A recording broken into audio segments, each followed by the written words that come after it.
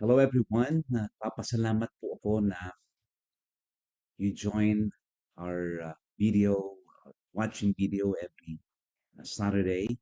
And sa lahat po ng nanood at sa lahat po ng sumubaybay doon po sa ating Restoration Movement 101, my wholehearted thank you to everyone na ako po yung maasa na nakatulong po ito, nakapag-edify, nakapagbigay po ng clarity sa ilan, at nakapagbigay po ng ilang paliwanagan sa mga tao na marahil hindi pa nila narinig ito, naunawaan. At yung po namang medyo na-intriga doon sa mga napakinggan nila, I hope that we'll be able to uh, siguro pag-isipan pa natin malalim ito, yung pong ating mga nakita, napag-aralan at narinig. And you know what? I am open for some kind of interaction. I can engage with you. Sabihin natin kung anong ating hindi maliwanag pa o hindi pa natin naunawan ng labis.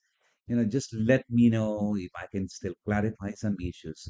But moving on po sa ating pong Saturday na pagbibigay ng information sa mga kapatiran, I would like to discuss another kind of series. At ang tawag ko po dito sa series na ito is God Never Said That. God never said that. Uh, I don't know what you feel when you are being misquoted. Yung po bang hindi mo naman sinabi, pero parang sa ibang tao at nung sabihin mo sa ibang tao, sinabi mo raw yun. Pero sa totoo lang, hindi mo naman sinabi. I mean, kung hindi mo sinabi at parang sinabi mo, sabi ng ibang tao, di ba parang nakaka-offend? Parang, bakit mo naman sinabi yun? Hindi naman yun ang ibig kong sabihin. You know what? Nangyayari po yun, di ba? Na hindi mo naman sinabi, pero yun ang pakahulugan ng ibang tao. At alam nyo, ang masakit dito ay ito. Yung hindi naman sinabi ng Diyos, pero parang sinasabi natin sa ibang tao, ito yung sinabi ng Diyos. At yun po ang gusto ko nating i-explore sa mga susunod na mga pagkakataon na manood kayo at hopefully makinabang po kayo sa ating pagtalakay ng mga bagay na ito. Ngayon, gusto ko pong una natin pag-usapan yung sinabi daw ng Diyos. It doesn't matter what you believe as long as you are sincere. Really? It doesn't matter what you believe as long as you are sincere. Totoo po kaya yun? Did God really say that? Ganun po ba ang gusto ng Diyos na maging sincere ka lang and it doesn't matter what you believe? Sabi po ng isang pastor, uh, retired pastor na po siya, Erwin Lutzer, nakakita raw po siya ng isang sign in a university campus. Ang sabi po doon sa sign sa university campus sa kanyang nakita ay ganito: It is okay to think you're right, but it is wrong to think someone else may be wrong. We have no sin left in America, but we just have one sin, the sin of believing that someone else might just be wrong. If the Bible is right, there are people out there who are wrong. Pagpatuloy po niya sinabi. Sabi pa rin niya, what kind of God man created? We now live in a day in a days where people are drawing their own canvas of who they think God is. Ang mga tao daw po ay gumagawa ng kanilang mga sarili-sariling picture of kung sino ang Diyos na ito. At minsan, they draw a picture of an inclusive God, tolerant of immorality, tolerant of religious diversity, tolerant of 1,000 alternate lifestyle. He serves us, God serves us, not judges us. This God, sabi po niya, pagpapatuloy, this God is our servant. This is the God that we created. And this God is our servant. He is a God who fulfills our human potential. He can be accessed anytime in any way whatsoever. It never crosses in their mind that it might not be a bad idea to approach God. We are all inherently worthy. If we have a feeling of guilt, it should be unlearned, for this God is non-judgmental God. Now, let me clarify the fact that it is not man's prerogative to choose what he wanted to believe about God and what he wanted to eliminate or remove. We either accept or reject the things God said. Dalawa lang po yan. Either natatanggapin mo ang sinasabi ng Diyos o ire-reject mo ang sinabi ng Diyos. Now, what's the big idea? My big ideas in this video is this. Number one, that all biblical truths are essential. Secondly, that all biblical truths are essential, although not all truths have equal usefulness. Pag-usapan po muna natin yung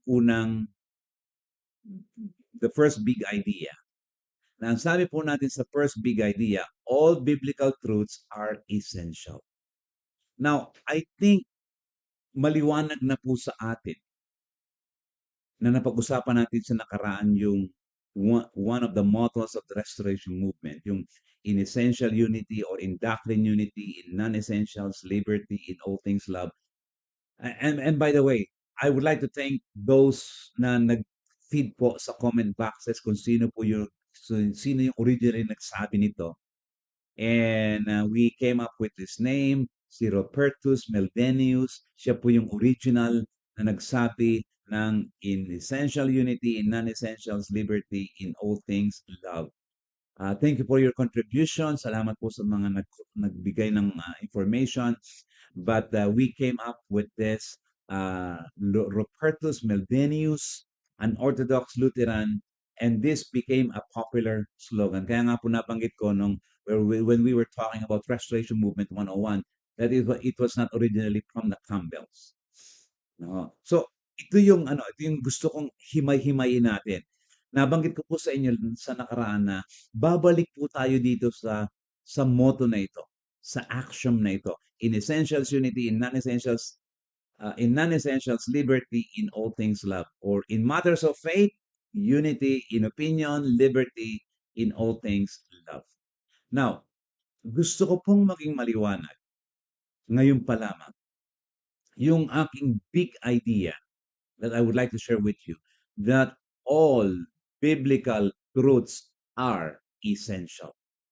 Okay? So, what are the essential truths? What are the essential truths? Are there non-essential truths? Think about this. Non-essential truths. Meron po bang ganon? Para bang kontrahan, di ba? Truth, pero non-essentials. Really? I mean, think about it for a second. Non-essential truth. According to some, whatever is necessary for salvation is essential truth. If something is not directly related or connected or necessary for salvation, ang sabi nila, then it is non-essential. Then it is a matter of opinion. Some calls this distinction essential versus non-essentials as faith or opinion. Nasabi ko nga po sa inyo, ang original na nag-advocate nito ay si Alexander Campbell. Faith or opinion. Now, let me show you a chart here. Makikita po nyo dito sa chart na ito, meron pong number 1. At yung pong number 1, yung red dot doon, yung po yung bullseye. At ang sabi natin, yung bullseye na yun yung anything that is essential to salvation. Yung pong number 2 hanggang number 6, ang sabi sa motto na ito ng iba ay non-essential or matters of opinion kasi hindi na siya nasa target, hindi na siya bullseye, hindi na siya nasa gitna. Naroon na siya sa pangalawa, pangatlo, pang-apat, panglima, pang-anim. And so, yung lahat ng yon from 2 to 6 doon sa concentric rings, hindi na mahalaga yan. Really? Even if it is in the Bible, hindi na mahalaga yan kasi 2 to 6 ang mahalaga lamang what really is necessary for salvation. So, let me show you another uh, chart here po. Yung bullseye, referring to essential to salvation, yung number 1, Bible. Pero yung 2 to 6, makikita nyo rin po, Bible truths. Bible truths din. Pero ang sabi ng iba, okay, well, kahit Bible truths yan, it is also important, but matters of opinion yan. Kasi ang mahalaga lamang dito, yung bullseye, yung ibang Bible truths dito, yung from 2 to 6, kung ano man yun, hindi na mahalaga. Kasi ang mahalaga lamang na dapat natin pinagkakasunduan, yung matters of salvation. So nakikita po niyo yung scenario na pag salvation lamang, yun lamang ang mahalaga. Yung iba, kahit nasa Bible, hindi na mahalaga, you can consider that as matter of opinion. Question. Question, kapatid. Nasa Biblia, sinasabi ng Biblia, may ipinahayag ang Biblia, may itinuro ang Biblia. Dahilan lamang sa hindi ito may kinalaman sa kaligtasan. Ang sabi mo, well, it could fall under matters of opinion. Now, think about that argument. Think about that argument. Kasi meron po tayong dual canon. Dalawa ang canonicity, ang standards. Meron mga taong ganon.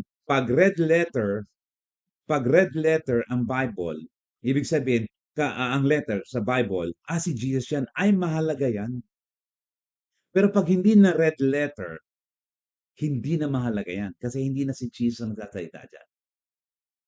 Now, ito po yung problema natin minsan na minsan akala natin may mahalagang bahagi sa Biblia at merong hindi mahalagang bahagi sa Biblia.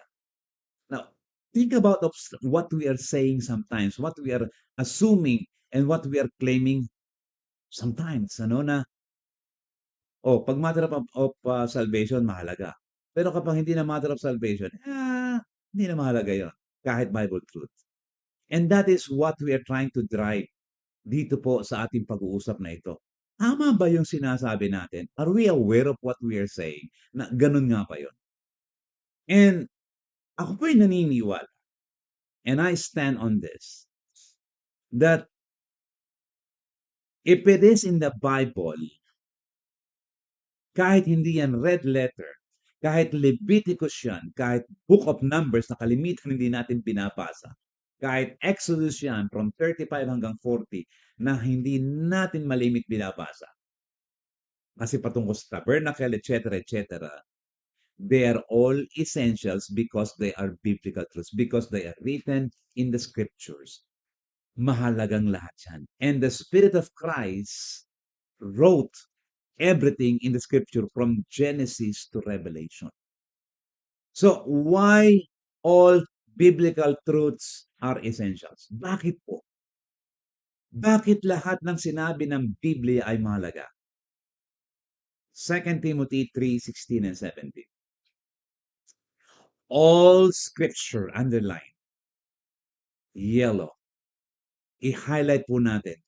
All scripture, which basically referring to the Old Testament when Paul was writing this, okay? All scripture is given by inspiration of God. Putulin ko po muna doon. Okay, hindi po I will continue about the rest later. But ito po yung sinasabi ko, and this is my point, why I say that all biblical truths are essential. Not only those who are essential for salvation, but all biblical truths are essentials and should be considered equal, mahalaga, equally the same, because all scripture is given by inspiration of God. God revealed it. And because God revealed it, when man wrote it, He inspired them. Yung pong between God and the prophets and the apostles, yung po yung tinatawag nating revelation. From the prophets and the apostles to man, tayo na magbabasa ng Biblia natin ngayon, yun po yung tinatawag nating inspiration.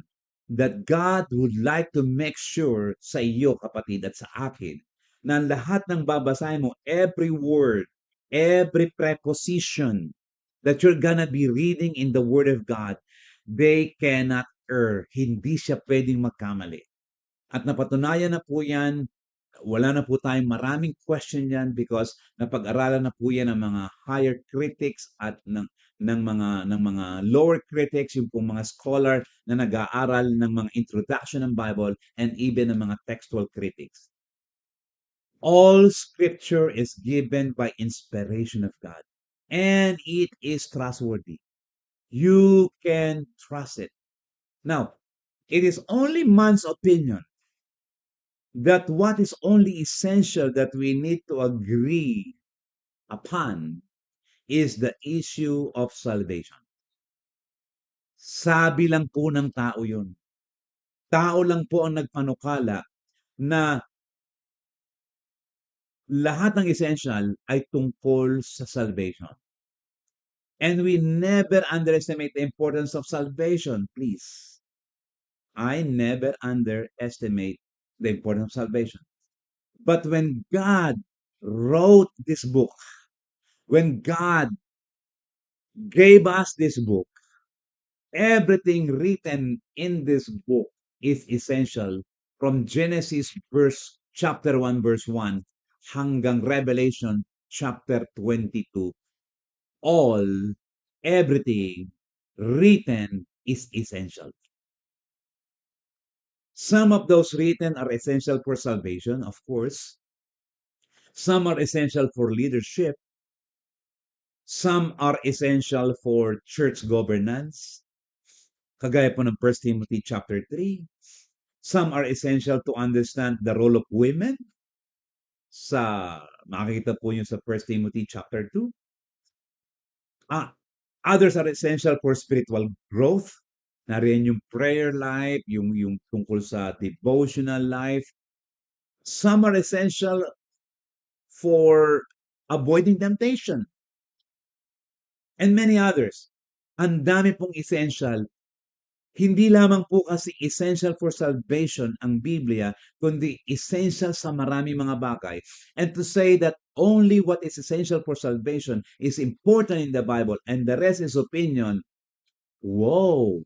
Ano pong ginawa natin sa inspiration na ang Biblia ay sinulat ng Diyos. God wrote the book and God does not have an equal canon na mas mahalaga ang isang talata kaysa isang talata. Sapagkat lahat po dito, kapag sinabi ng Diyos, makinig tayo. Because everything is essential. Now, Christ followers should not brand certain texts or passages in the Bible as non-essentials. Bubuklat ng Bible. Non-essential ito. In many instances, when we brand certain texts or passages as non-essentials, the implication is they are not important. Ito hindi naman ito essential. Ang ating ikinakapit sa ating isip, kapag non-essential ito, and because this is non-essential, then this is not important.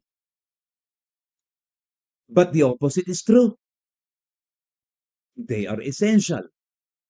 Bakit po? Kasi nga sabi natin, all biblical truths are essentials because all scripture is given by inspiration of God and is profitable for doctrine, for reproof, for correction, for instruction in righteousness, that the man of God may be complete, thoroughly equipped for every good work. Mahalaga ang lahat ng scripture kasi may gamit at paggagamitan sa bawat bahagi ng Biblia na minsan ay itinatrato mo na hindi mahalaga, non-essentials. What should change is the behavior of people who have different understanding or interpretation of the passages. Ito po kasi ang ating naging senaryo. Hindi tayo pareho ng paliwanag at hindi tayo magkasundo. Well, ang sabi na lang natin, we end up with, oh, hindi tayo magkasundo. Hindi naman mahalaga yan. Ituring na lang natin yan na non-essential. Wag na, hindi naman tayo magkasundo sa sinasabi ng Biblia. Well, kung hindi tayo magkasundo, ay di ituring na lang nating non-essential. Sa halip na talagang pag-aralan ng malaliman, deep, at pag-aralan ng malawakan, wide. Tanda pa po niyo yung kantang deep and wide. And that is how we should study the scripture.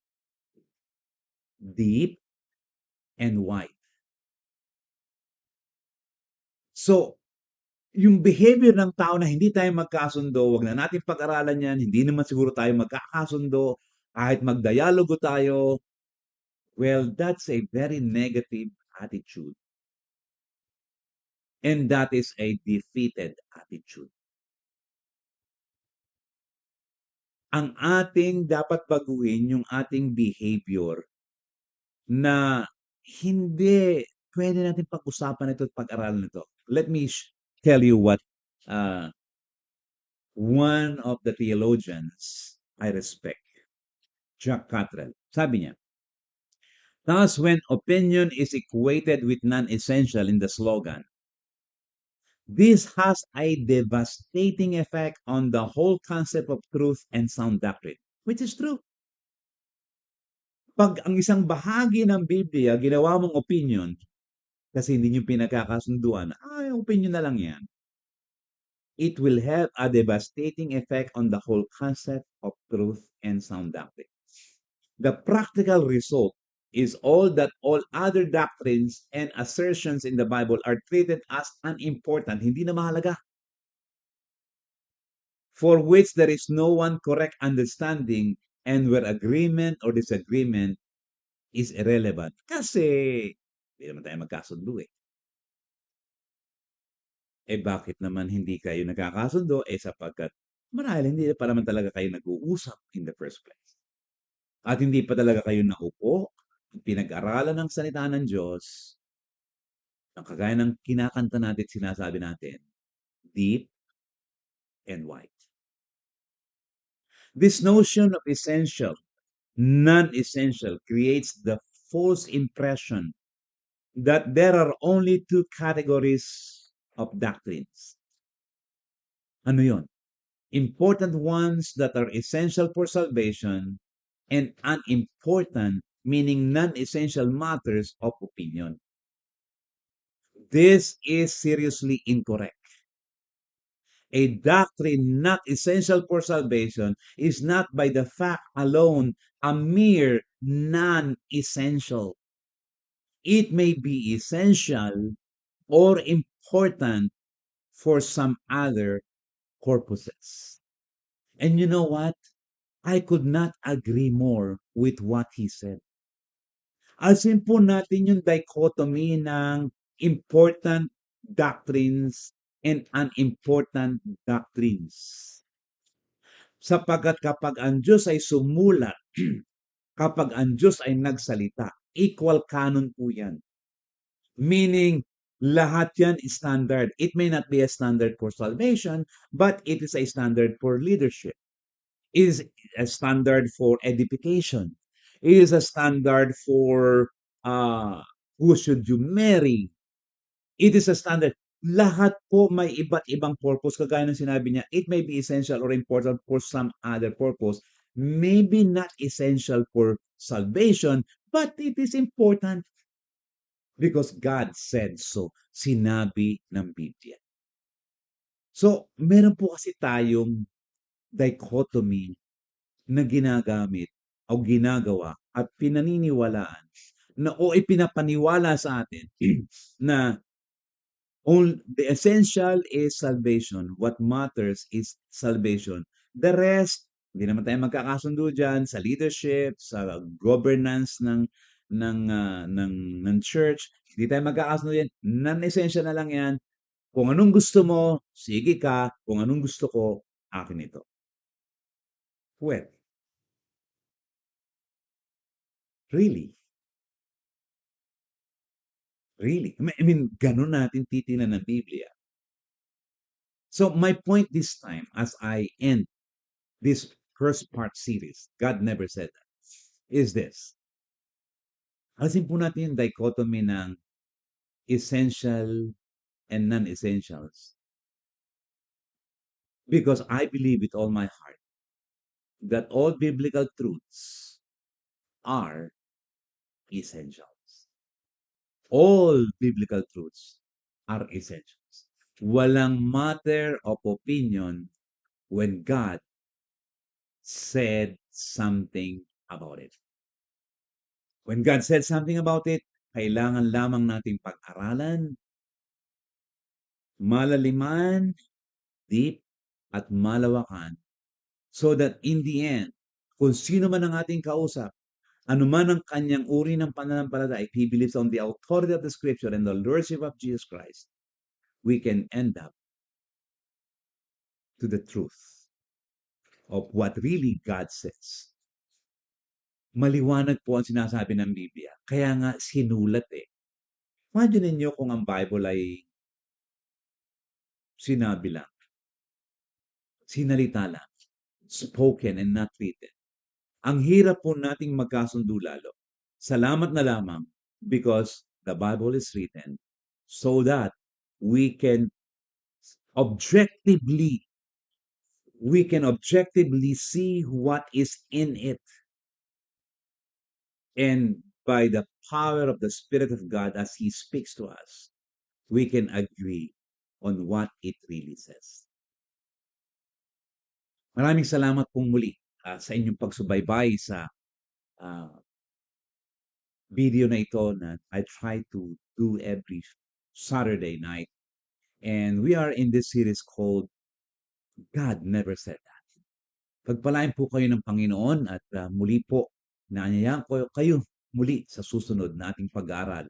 Tutuloy po natin itong series na ito. God Never Said That. Hanggang sa muli po, mga kapatid, mga kaibigan. Jonathan Orillas.